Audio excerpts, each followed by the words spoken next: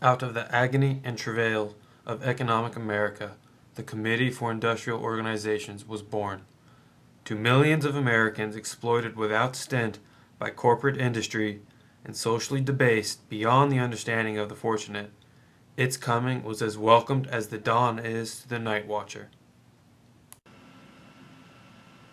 The workers of the nation were tired of waiting for corporate industry to right their economic wrongs, to alleviate their social agony, and to grant them their political rights. Despairing of fair treatment, they resolved to do something for themselves. The millions of workers in our mass production industries have a right to membership in effective labor organizations and to the enjoyment of industrial freedom. They are entitled to a place in the American economic sunlight. If the labor movement and the American democracy are to endure, these workers should have the opportunity to support their families under conditions of health, decency, and comfort, to own their own home, to educate their children, and possess sufficient leisure to take part in wholesome and social political activities. John Lewis grew up working in the coal mines of Iowa and Illinois and would become the man who turned the United Mine Workers of America Union into a powerful tool to improve the lives of the mine workers. He was its president from 1920 to 1960. He used strikes and political influence to increase the wages of the miners, bring better safety regulations, job security, and create the UMWA Welfare and Retirement Fund. This fund built 8 hospitals in Appalachia and many clinics.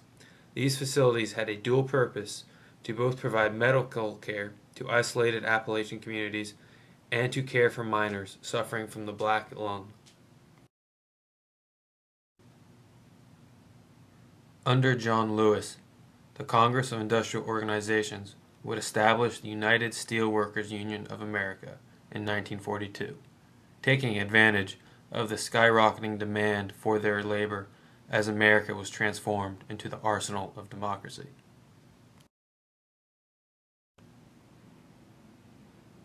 John Lewis and his Congress of Industrial Organizations pioneered industrial unionism in the U.S.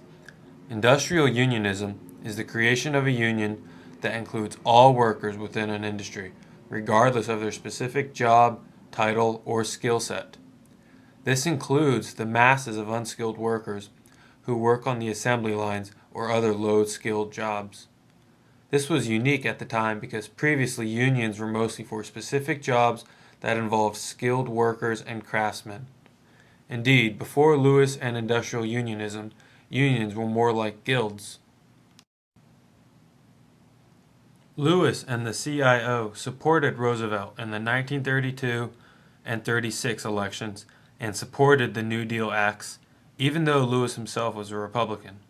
Staunchly isolationist, Lewis and the CIO withdrew their backing of Roosevelt in the 1940 re-election because he believed Roosevelt was trying to draw the nation into World War II. In 1943, Lewis would lose some of his immense popularity when the mine workers went on strike in 1943 in the middle of World War II.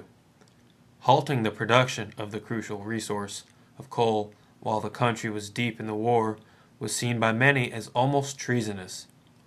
Lewis countered this with the argument of asking why the United States was giving so much support to people in faraway lands when there are Americans at home and in the mines who are suffering as well.